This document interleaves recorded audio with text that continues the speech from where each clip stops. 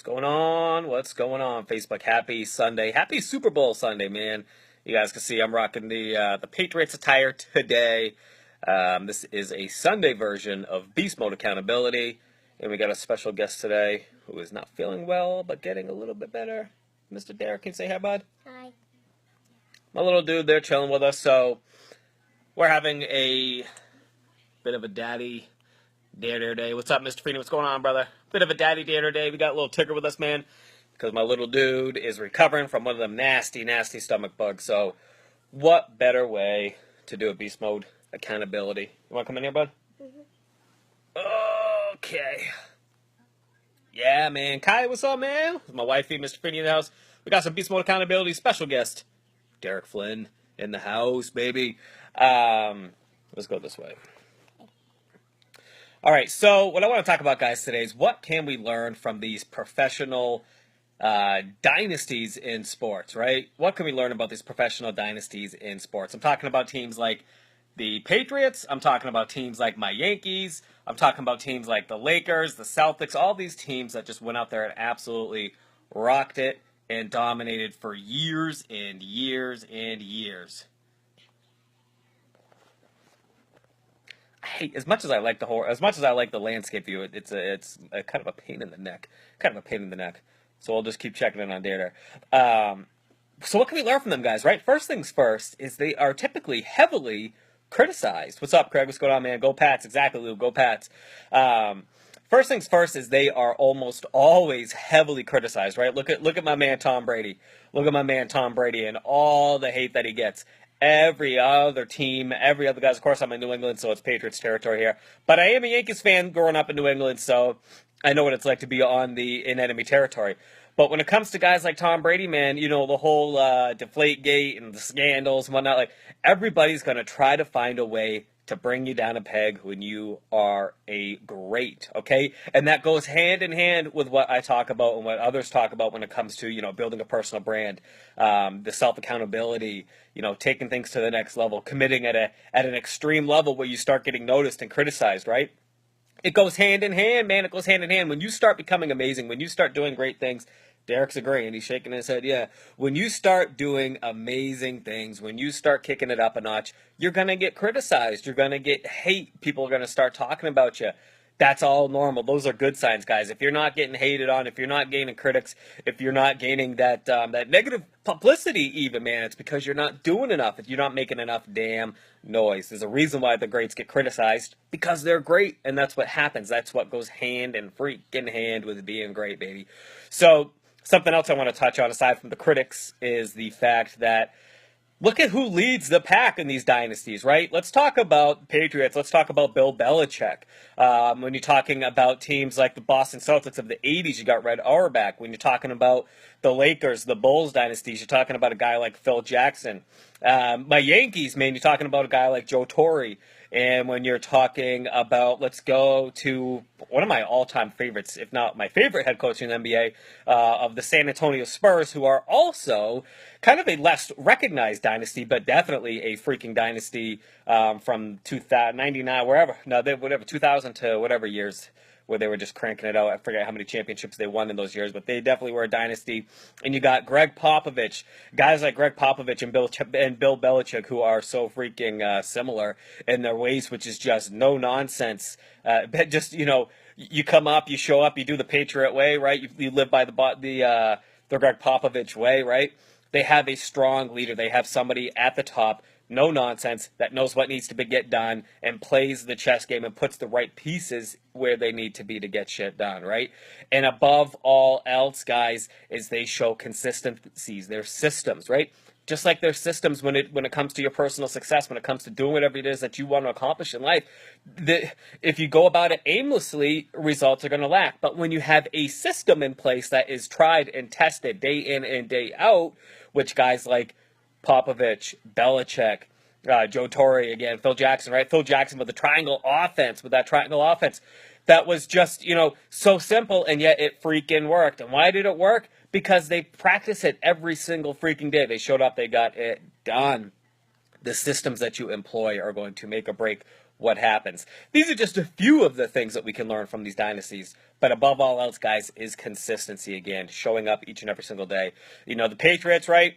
For those of you guys that are not in New England when it comes to the Patriots and you get sick of seeing them every year going to the Super Bowl every other year, however often it is that they end up there, right? Man, it's like, the Patriots, they just ended up in the Super Bowl, blah, blah, blah, the Patriots, blah.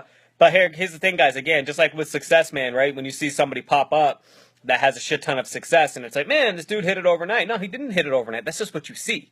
That's just what you see. You don't see the day in the day out struggles. You don't see the day in the day out, the 3 a.m., 4 a.m. workouts. Kobe Bryant, one of my all-time favorites, man. You know, you didn't see Kobe Bryant getting up at 4 a.m. every single day shooting free throws. You didn't see Kobe Bryant getting up ass crack of dawn, being the first one to show up, last one to leave, just always practicing. You didn't see that. No, you saw the wins. I know what's up, JC. You saw the wins, you saw the victories, but you didn't see that day in and day out. Just like with my damn Patriots, man, right? Just like with my damn Patriots. You guys see them show up at the Super Bowl every year, every 2 years, however often it is they want to show up, whenever the hell it is they want to show up, which is pretty much what happens, right? You don't see that. I mean, you see that. You see the Super Bowl appearances, but what you don't see is Bill Belichick cracking these guys over the damn head day in and day out, making them run the same damn plays over and over and over and over and over again every single freaking day to perfection. And if somebody deviates from that, if somebody doesn't show up, if somebody shows up 5 minutes late, their ass is in the freaking stands. We just saw that a couple of weeks ago. One of their top wide receivers had to go clown off in his personal life, decided to show up late for practice, and guess what? We don't need you anymore. We don't care if you missed a big shot. Don't suit up. We don't need you. You can go ahead and sit in the stands. We're gonna bring in this kid that nobody knows about, and he's gonna go set the Patriots record for wide receiver for yards or whatever he set that record for. Right? Why? Because of Bill Belichick, because of the system, because of those day in, day out. The training is the work. Competition day or Super Bowl is the easy part of the work you put in beforehand. Exactly, man, exactly. And at the end of the day, guys, it's that hard work. It's that day in and day out grind that you don't see. So while it may be easy today for all my non-Patriots fans, guys, and it's fun for me to be in this position, being a Patriots fan who lives in New England, and also being a Yankees fan, because I kind of get to see both sides of it, right? Not that I can brag about my Yankees right now, man, because they've had a rough couple years, but it was the same damn thing, guys, when they were winning if every freaking year, right? When they're winning every year, just like my Patriots doing it now, when they're winning just consistently, nonstop, to get the hate from all over the world, right? From everybody else that's not winning. But at the end of the day, man, they show up because there's a reason that they're there. There's a reason that they're there. Sharpen that axe before you cut down that tree. Exactly.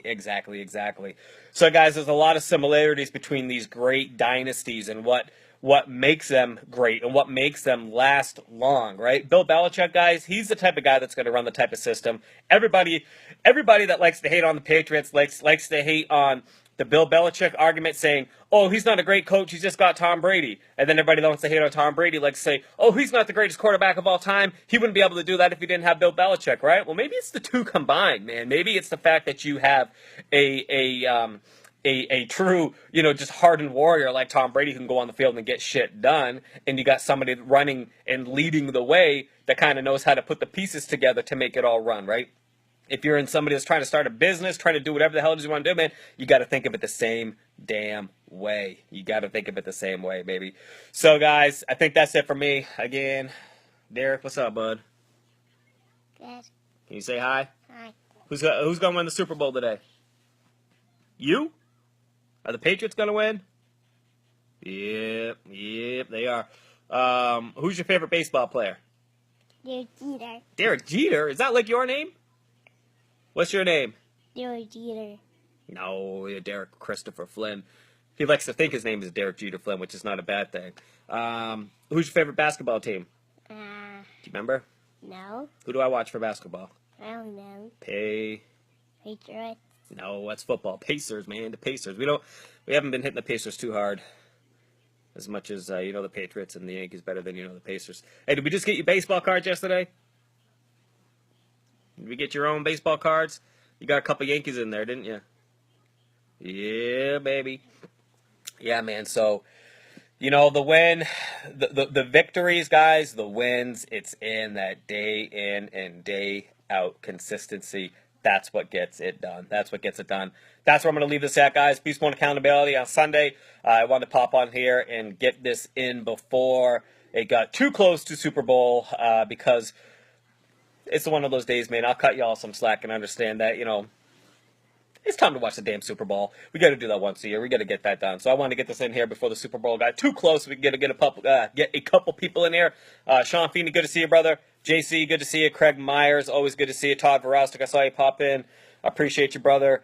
Big salute for serving our country and everything that you do. Who else we got here? My wife Carly popped in. Lou popped in.